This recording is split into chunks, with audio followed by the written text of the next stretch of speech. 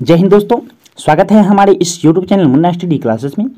दोस्तों, आज की इस वीडियो में हम लोग बात करने वाले हैं संस्कृत पत्र लेखन।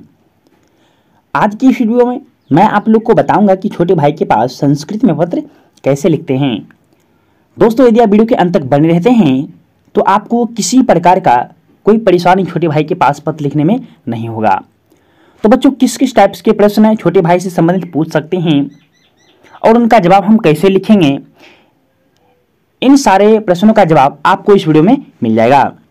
तो प्रश्न आपके किस तरह के पूछे जा सकते हैं यदि आपको बोर्ड एग्जाम में इस तरह के प्रश्न दे हैं कि छोटे भाई के पास एक पत्र लिखें।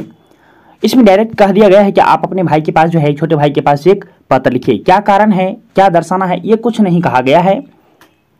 दूसरा प्रश्न जो हो सकता है आपका, यदि रहे अपने अनुज को यानी अपने छोटे भाई को संस्कृत में एक पत्र लिखें।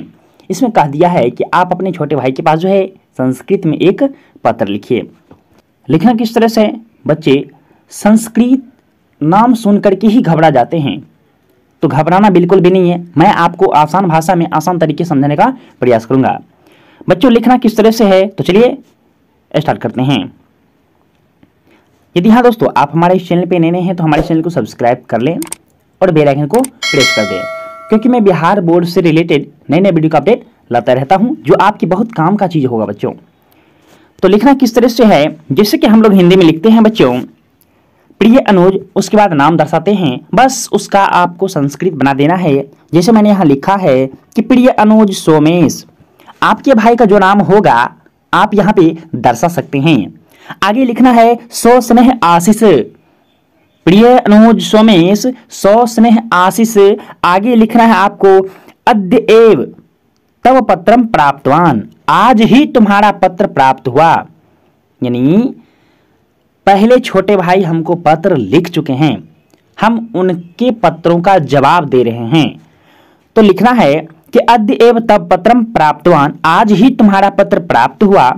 इदम ज्ञात्वा अहम अति प्रसन्न अस्मि, यह जानकर मैं बहुत प्रसन्न हूं। यत्कर्थ की। बच्चों, जब भी आप छोटे भाई के पास पत्र लिखिएगा, सिर्फ आपका नाम चेंज होगा और यहां तक में आपका कोई शब्द चेंज नहीं होगा। तो यहां तक आप बिल्कुल दर्शा दीजिएगा। आगे लिखना है बच्चों, त्वम परीक्षायाम प्रथमा श्रेणी लब्धवा उत्तीर्णवान, कहते हैं कि आज ही तुम्हारा पत्र प्राप्त हुआ। यह जानकर मैं बहुत प्रसन्न हूं कि त्वम यानी तुमने, परीक्षायाम यानी परीक्षा में, प्रथमम यानी प्रथमा श्रेणी यानी प्रथम श्रेणी, लब्धवा प्राप्त कर, उत्तीर्णवान उत्तीर्ण हुए यानी सफल हुए। मैं बहुत प्रसन्न हूं कि तुमने परीक्षा में प्रथम स्थान प्रथम श्रेणी प्राप्त कर उत्तीर्ण हुए हो, सफल हुए हो। अहोरात्रम परिश्रमेण त्वम 95% अंकान लब्धवान, दिन रात के, अहोरात्रम दिन रात के, परिश्रम से, तुमने 95% अंकान लब्धवान, 95% अंक प्राप्त किए।